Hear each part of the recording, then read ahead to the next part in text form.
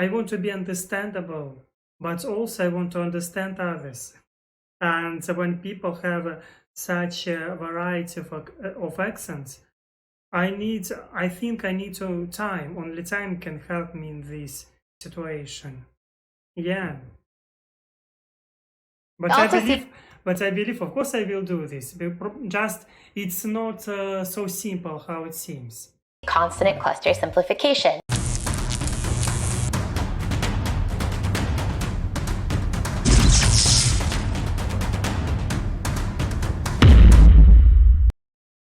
Hello, my dear friends. Hello. My name is Alex and I study English, and today we will watch another video. This channel was recommended me by Caster. Thank you very much, Palux. Yeah, I appreciate it very much. And also, yeah, I never heard about this channel before. I don't remember. Maybe, yeah, I don't remember. Anyway, also I want to say you, Jonathan Abant, thank you for helping me. A special thank you to you for helping me in PayPal. I was surprised today, but yeah, thank you very much because your help is very important for me. Okay, this video is named Accent Expert Gives a Tour of US Accents, Part 1. And this is from channel Wired. I never heard about this, maybe. Anyway, like and subscribe, it will be useful for me. And of course, at the end of this video, I will ask you one question about you will know. Okay. New York City, Trenton, North Carolina, Ocracoke Island, Mississippi, and northern Florida. That's where you get the sort of Blanche Dubois, Scarlett O'Hara kind of classical Southern accent. Hi, my name is Eric Singer. I'm a dialect coach. Today we're going to take a little tour of some of the different accents of English-speaking North America.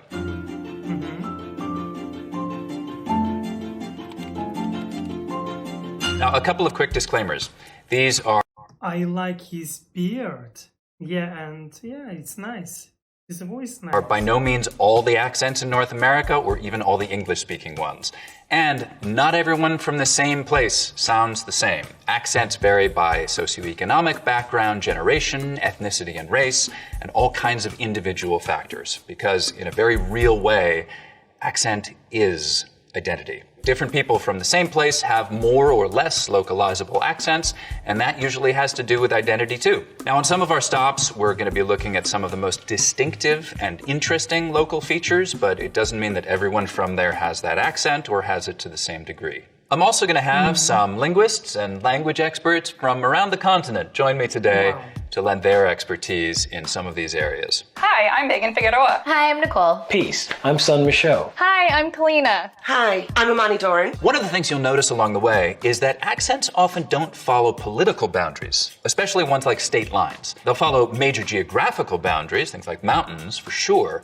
But what regional accent differences mostly reflect is settlement patterns and contact. Historically isolated communities, like Ocracoke Island in the Outer Banks of North Carolina, or the Sea Islands in the Lowcountry in Georgia, can have really distinctive speech ways. They've had the time and isolation necessary to diverge and develop them. I like this video already because his explanation understandable, and yeah, he said what he is expert. And I am automatically trust his opinion. That's the other thing that makes for accent variety. Time. There's a lot more accent diversity in the British Isles, for example, where there are local populations that have been speaking English in their particular way for hundreds and hundreds of years. And there's more accent diversity on the east coast of the US than there is west of the Mississippi. It's been settled by English speakers longer. The first places English was spoken in North America were Roanoke, Jamestown, and of course, Plymouth, Massachusetts, where the Pilgrims landed in 1620. So let's start there. The Pilgrims spoke with what we call rhotic accents, meaning they said all their R's. In fact, so did almost all English speakers in 1620, including the ones in England. That's right, a Southern English accent might have used to sound something like this. It was only in the late 18th century that fashionable young people in and around London started dropping their R's, and from there the trend spread to America. Now, north of Plymouth Rock, we have Harvard Yard. One of the places you might hear a Boston accent today. The stereotypical Boston accents, of course, are non-rhotic, meaning no R sounds in park your car in Harvard Yard. Let's all get in the car and head south down the coast now into Rhode Island. Traditional Rhode Island accents here are still non-rhotic, but there's a key vowel difference. The placement for that vowel sound in park your car in Harvard Yard. We call this the start vowel. In Boston, it's usually pretty fronted. Park your car in Harvard Yard. In Rhode Island, it's back. Park your car in Harvard Yard. For me, it's difficult to hear differences between these vowels. Of course, yeah, it's difficult. Maybe if I will listen, I will understand better, but... Pretty fronted. Park your car in Harvard Yard. Park... In Rhode Island, it's back. Park your car in Harvard Yard. Rhode Yeah, I can hear differences, but when he's talking sentence, it's more difficult for me. Island accents were shaped by a lot of Irish and Italian immigration, just like New York City. So many accents. They don't vary by borough, by the way. That's a myth. I know you guys are going to tell me to forget about it, but I'm sorry. Sociolinguists have studied this really carefully, and there just really isn't any such thing as a specifically Brooklyn or specifically Bronx accent. There certainly are a lot of different New York City accents, but they vary by socioeconomic background and by ethnicity and other aspects of group belonging and identity more than by neighborhood or by borough. They're historically non-rhotic, though that's changing some in the youngest generations for sure. Here's something fun most of them have in common. The tongue tip hits the teeth, or close to them, on TD and N sounds instead of, a little further back. So you can hear that in like this kind of New York City accent, tongue tip on the teeth, Times Square, New York City, and this kind of New York accent. 20 seconds. Oh, and now I can hear differences, but I cannot produce this accent. For me, it will be difficult to say it, such accents. I'm sure about this. Street, Times Square, Dumbo, taxis, traffic, and so on. Okay, so you may have noticed that all of these accents I've talked about so far sound pretty white. I'm going to take a pause here, and linguist Nicole Holliday is going to go a little deeper on African-American English varieties. My colleague Amani Dorn is going to demonstrate some of those accents.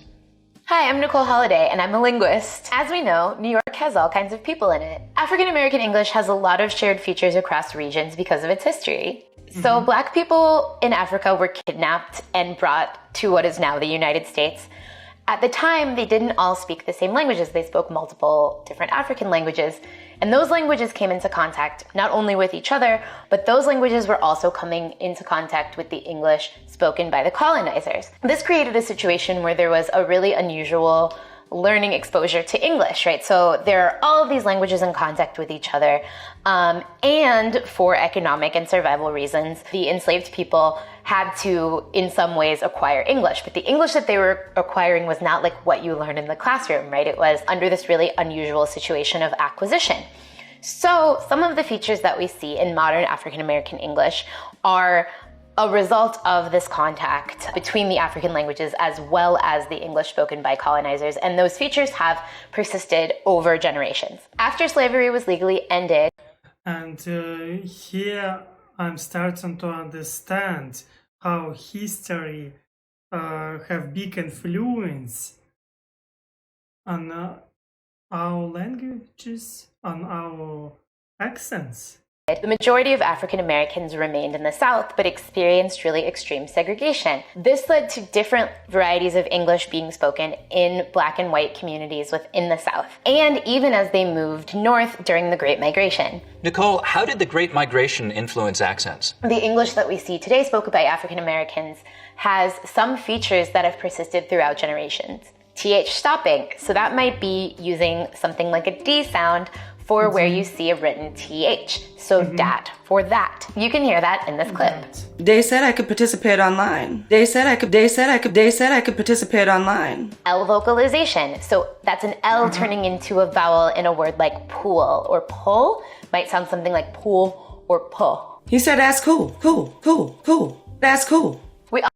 That's, oh my gosh, I think it will be difficult for me to talk in New York with, I'm studying standard English.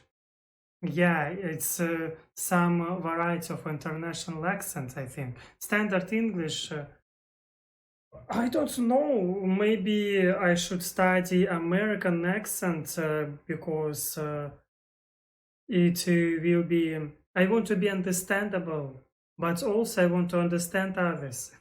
And when people have such a variety of accents, I think I need time. Only time can help me in this situation. Yeah. But I believe, of course, I will do this. Just it's not so simple how it seems. Consonant cluster simplification. If you have a series of consonants at the end of a word, you might see them turned into just one consonant. So in a word like west, you might hear it pronounced as west. It's been a minute, but she just left. She just left.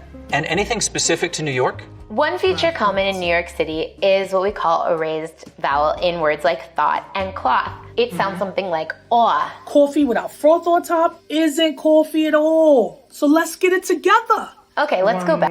One moment, I get, but some words I didn't get. Okay. Common in New York City is what we call a raised vowel in words like thought and cloth. It sounds something like aw. Coffee without froth on top isn't coffee at all. Coffee without froth on top isn't coffee at all. So let's get it together. So let's get it together. Okay, let's go back to Eric. Thank you, Nicole. And even that's just the tip of the thank you. iceberg for linguistic diversity in this incredibly diverse city. Around 50% of New Yorkers speak languages other than English at home. And for half of those, that language is Spanish. Megan Figueroa is here to tell us a little bit about one of those varieties, a variety linguists call New York Latino English. New York Latino English is heavily influenced by Puerto Rican Spanish and Dominican Spanish. One remarkable feature of this variety is a light L, the sound that you would find in a word like, love, leaf. Right, so New York Latino English speakers have a particularly light L. You can hear that in this native speaker clip. I guess growing up, I know what it's like to not have a lie. I know what it's like to not have a lie. In contrast to the light L, when you produce the dark L, the back of your tongue bunches. So think about the words milk and pull. The lighter L was a feature of New York Latino English. But Latinx people are a very diverse group of people, and they speak a variety of varieties. We'll get to more of those later. Thank you, Megan. And this single feature is a good contrast with other New York accents, by the way, because most other New York accents have pretty dark L's. Lots of lemon lollipops, la la, I like to lick 'em.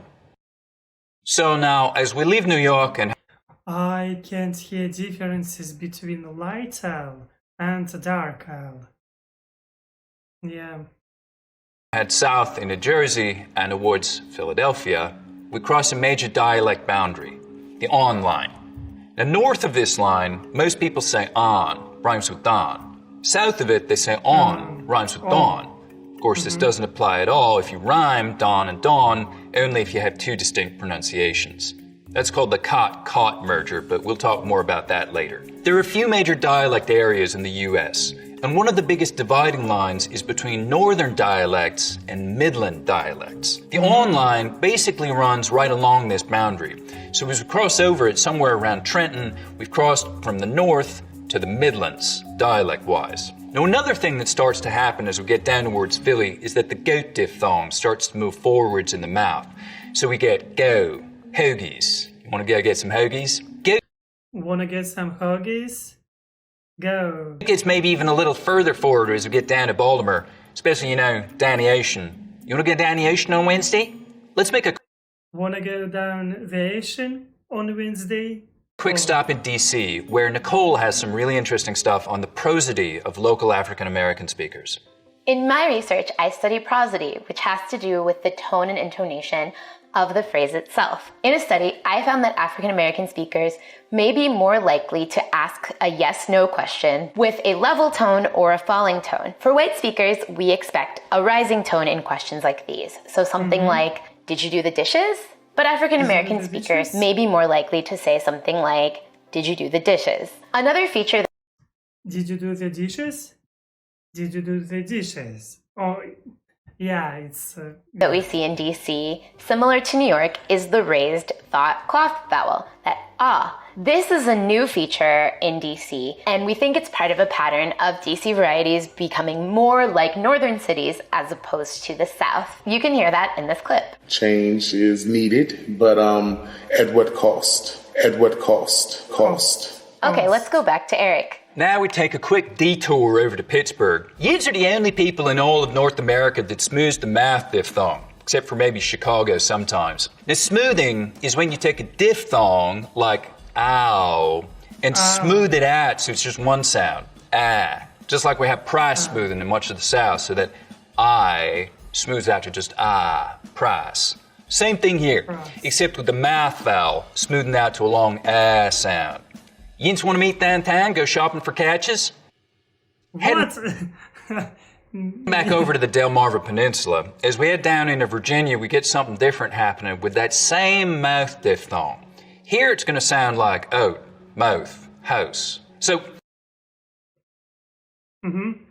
Change in mouth diphthong. It's not smoothing out here, it's raising. The tongue starts a little higher up, instead of so it's like oat, about, house. Oat, about, house. This feature is called tidewater raising. Something similar happens with this vowel in Canada, and there we call it Canadian raising, but it's essentially the same thing happening. Time to get out of the house, keep heading south. Down in North Carolina, we really start to hear pretty significant goat fronting again. So the vowel sound in boat, most, hope starts with Boat, most, hope. the tongue further forwards in the mouth. Oh. Interestingly, goat fronting, which is now widespread in a lot of the American South, seems to have originated in North Carolina sometime in the last part of the 19th century.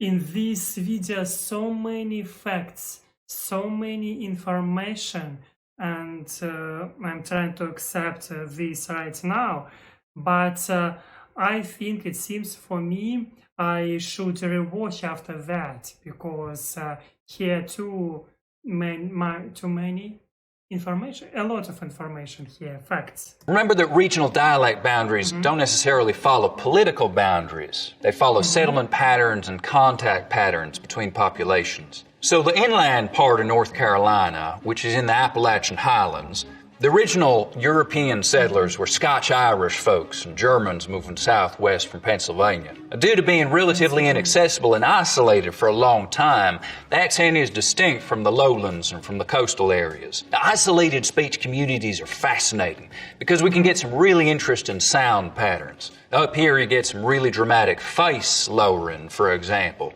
So the diphthong in face starts real low, down around face, light, die. You'll also get some particular dialect features, so words and word order and grammar things that stretch way back to those original settlers from Scotland and Northern Ireland.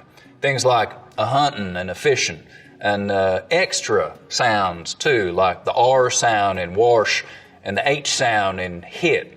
Get on with hit. Here's Nicole again to talk a little bit about African American speech in Southern Appalachia. Hi again.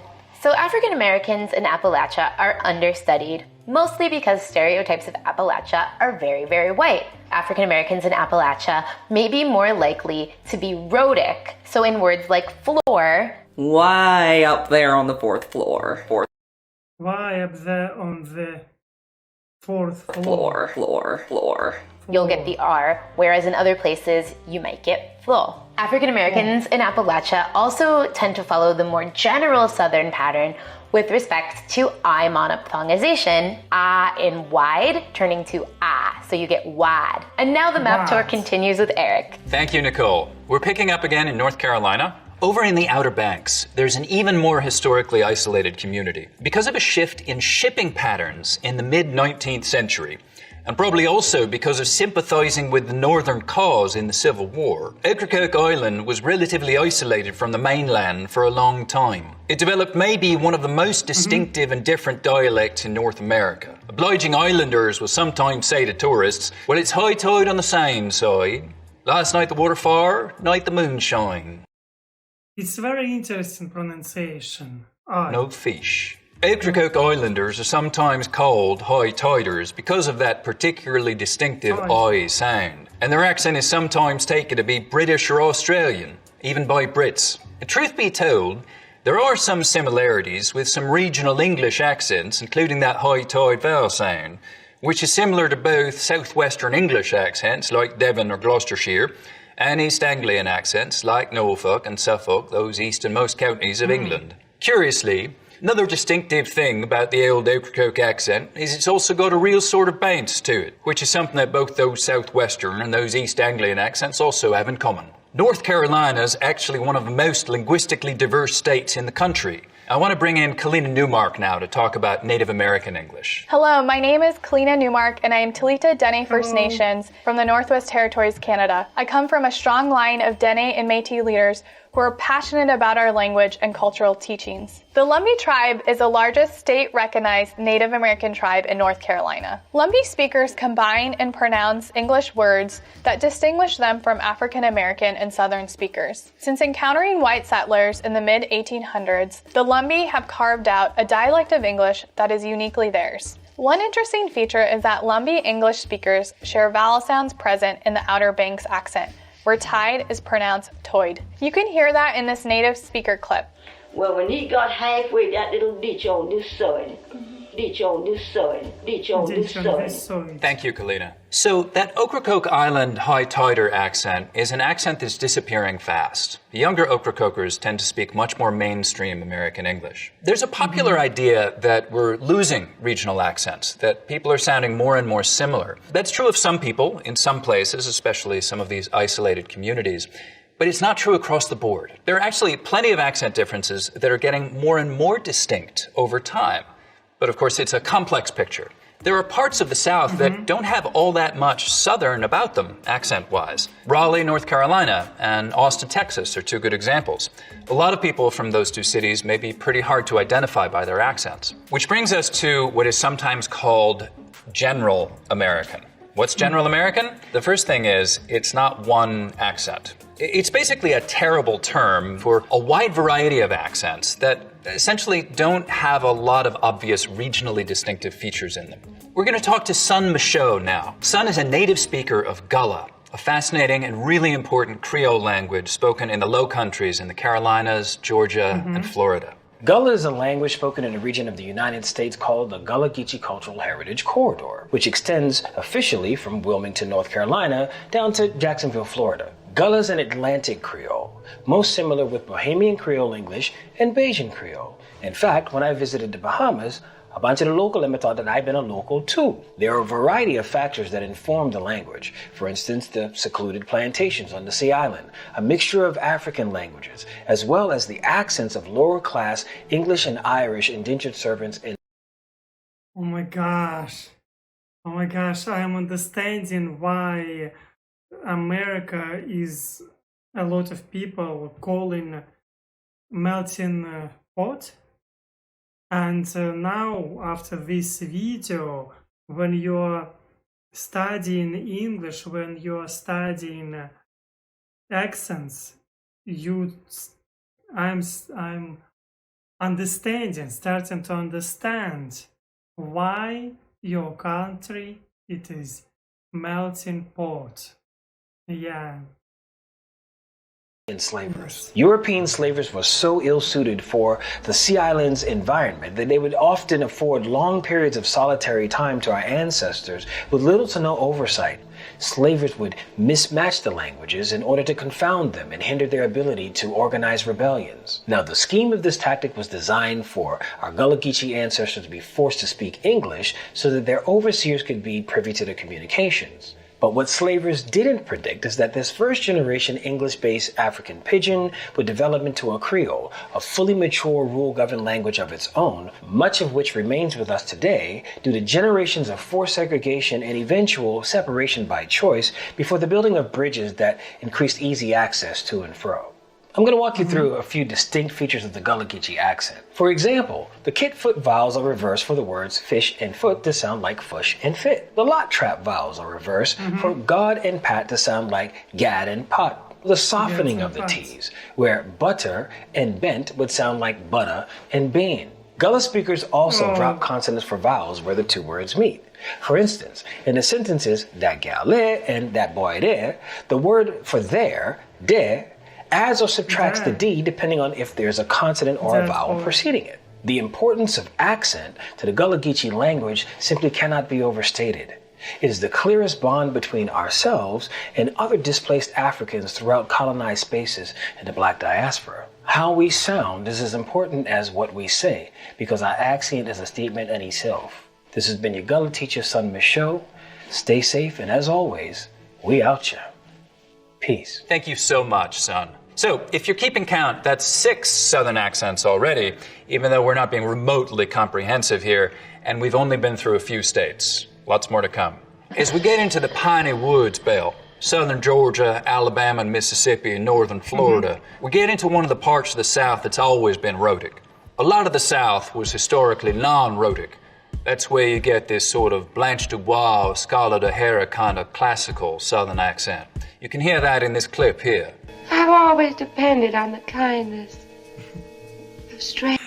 I like all the movies. Yeah.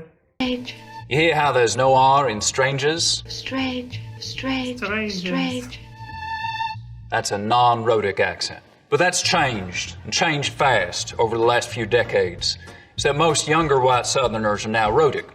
In most of the Piney Woods belt, though, they always have been. Now, Nicole talked about the fact that some African-American speakers in the Southern Appalachians smooth out the I diphthong, the price vowel in some words, and we get a long I sound. But in other words, it stays a diphthong, I. And this is a pattern we find in a lot of the South. In most of the Piney Woods belt, though, there's always been what we can describe as full price smoothing, where some Southerners smooth the diphthong in words like fly, rise, and ride, but use a diphthong in rice and right.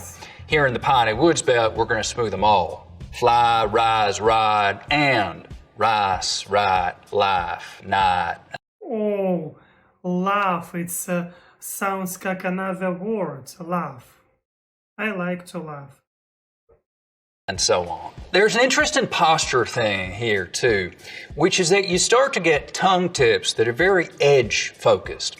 And what I mean by that is that instead of using this part of the tongue, the blade, for things like T and D sounds, so that there's a lot of surface contact,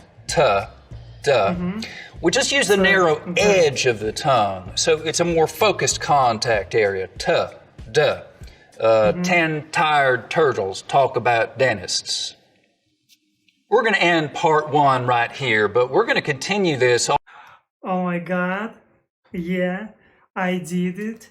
I really, this was difficult at first because here a lot of information, and maybe I should rewatch this video by myself because, come on. And yeah, also, of course, I want to say, Jonathan and Ben, thank you for helping me in PayPal. And thank you, Caster Palux, for your recommendation. I appreciate it very much. And also, I have a question, and this question will be about words. I will be glad to know such words where accent can change meaning. Yes, and for me it will be interesting to know examples. Yeah, I will be glad to read your examples, and thank you for having me. Thank you for supporting me. You can also leave a like and subscribe, and of course, See you next time.